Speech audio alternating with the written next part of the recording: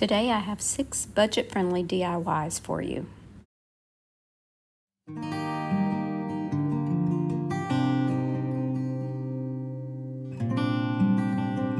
Today's video is part of Crafted by Corey's Minis playlist for June. Be sure and check out her channel in the description box below, along with the playlist. Today's theme is Hometown Pride. So my heart belongs in Paris, Arkansas, and yes, we do have an Eiffel Tower. We're part of the beautiful Arkansas River Valley. We have beautiful lakes, beautiful Mount Magazine, and Mount Magazine is actually a plateau mountain, so it's not like a peaked mountain like you would think of. And of course, Paris is home to the Paris Eagles.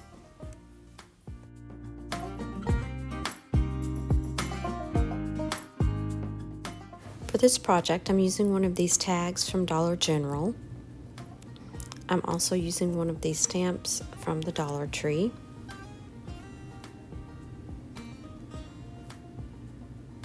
And I'll be using some graphics that I've printed off from my computer.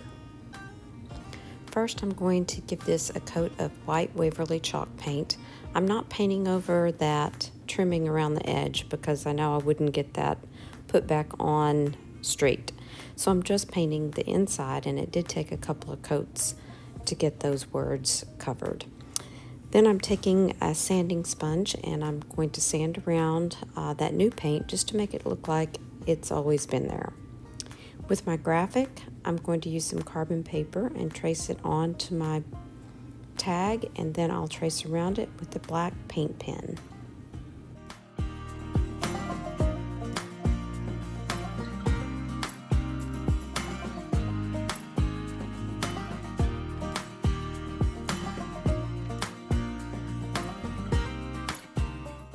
I'm going to be using that Eiffel Tower stamp for the A in Paris.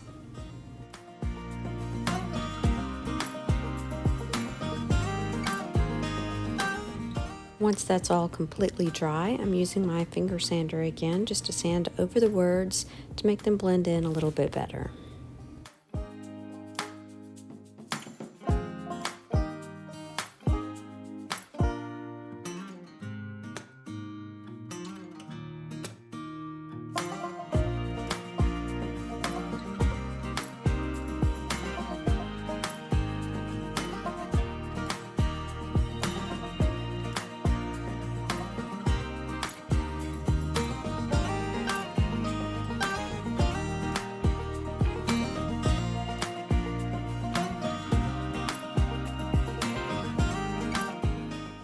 For this project, I'm going to use one of these arrow signs from this sign from Dollar Tree. I'm going to remove it, and I'm going to sand down the back of it once I've removed those staples.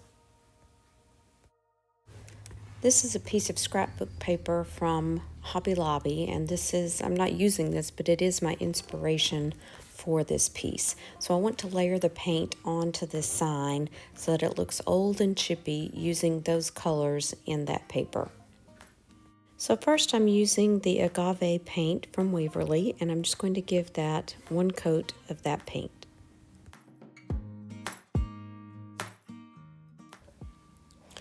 Once that's dry, I'm going to be using this paint from Waverly. I think it's hazelnut, and I'm mixing in some salt because I'm going to make a chippy paint finish. I'm going to be mixing some of the salt in with several other colors as well. Now it's time just to layer on that paint, drying between each coat. These are messy coats, so they do not need to cover completely. Now I'm layering on that salt paint just in different splotches all over the sign.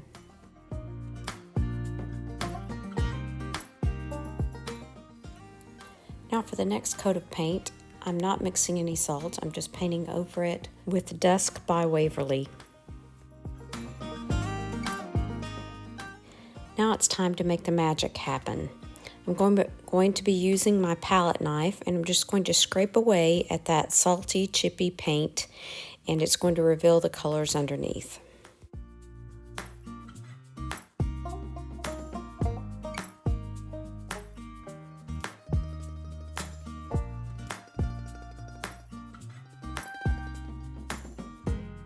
I'm very happy with how this turned out. Now I've printed a graphic from my LaserJet printer and I've reversed the images so that I can use the reverse graphic decoupage method. So I'm using Mod Podge. I am brushing it generously on that graphic and then I'm going to put it down onto the sign and let it dry overnight.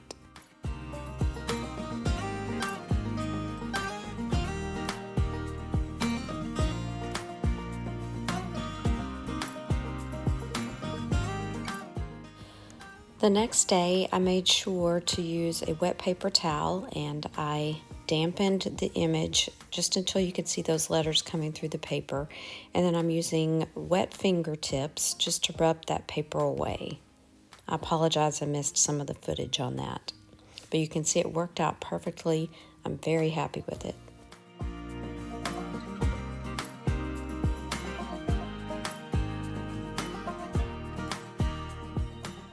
Now to protect the image, I am going to use some Mod Podge over the top to seal it. Mount Magazine is one of Arkansas state parks, so I encourage you, if you're in the area, to be sure and check it out. There's a beautiful lodge there, beautiful views, and a lot of outdoor activities.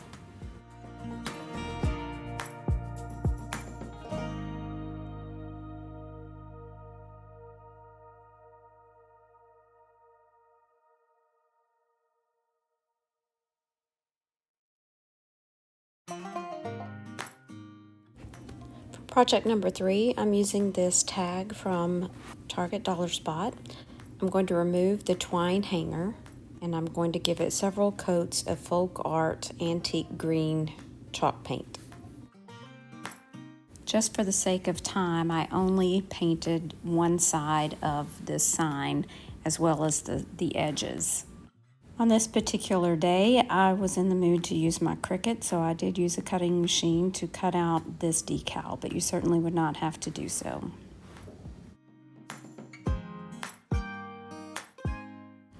I used some of this black wire that I found in the automotive section at Dollar Tree. It came in a pack of red wire and black wire, and I really like this because it's not quite as stiff or as sharp actually as what most wire is. So I would encourage you to pick up some of this next time you're in Dollar Tree.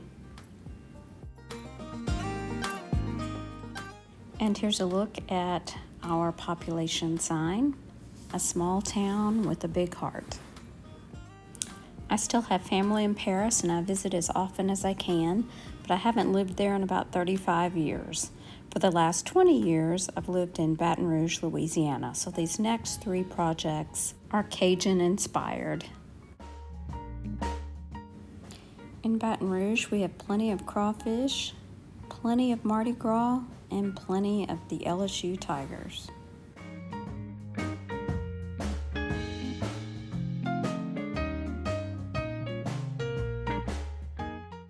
I'm giving this wood plank from Walmart 2 coats of Waverly Plaster chalk paint. I made my own version of the Baton Rouge skyline, so now I'm going to trace it with carbon paper onto my wood. Once I had it traced onto the wood, I did use a Sharpie marker to trace over it.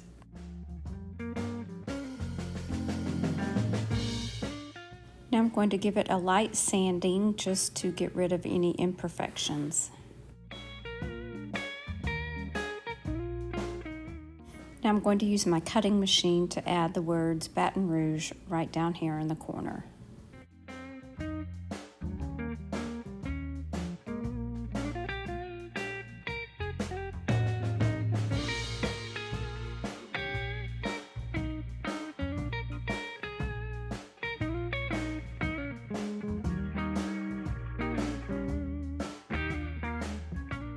I used a black felt tip marker to color around the edges of the sign. I debated whether to make a frame for this sign or not, but I decided just to make a topper. So I'm using this popsicle stick and I'm going to give it 1 coat of Waverly chalk paint and ink.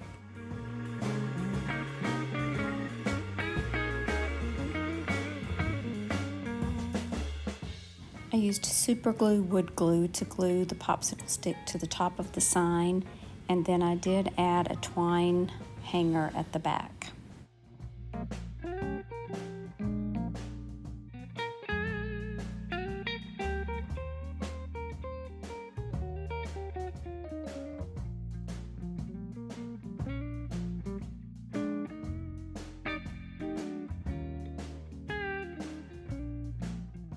I'm not much of a cook, but every meal in Louisiana starts with a roux. I'm going to be using this wood sign. I'm not sure where it's from. I'm sure I got it on clearance somewhere.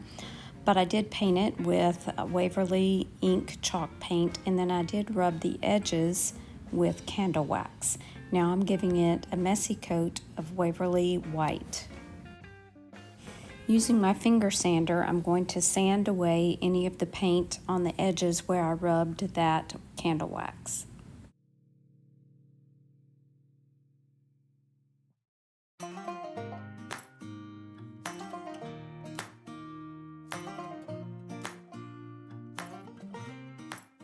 I used my computer to print out the graphic. First you make a roux, and I'm going to use carbon paper to trace it on, and then I will use a paint marker to color it in.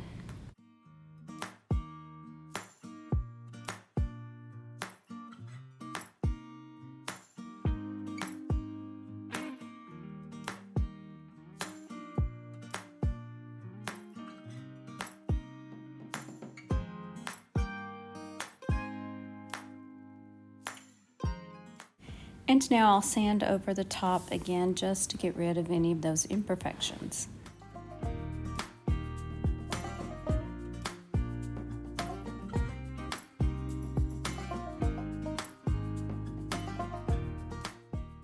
This is the perfect addition to any Cajun kitchen.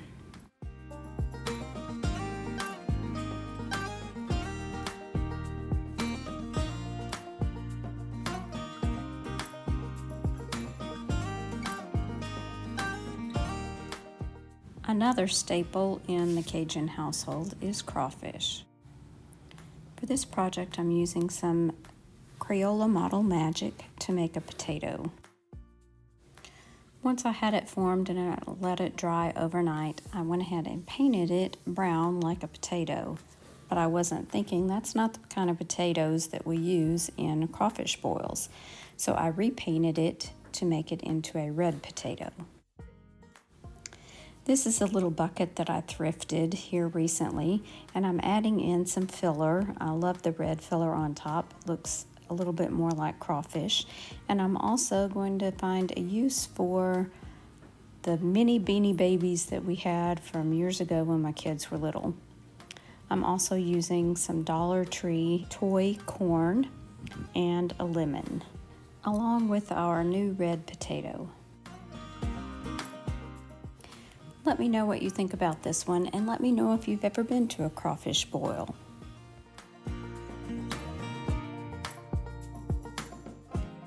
I hope you've enjoyed these projects today, and I encourage you to check out Corey's channel as well as the playlist below, and let me know, what is your hometown? Thanks so much for watching. Bye now.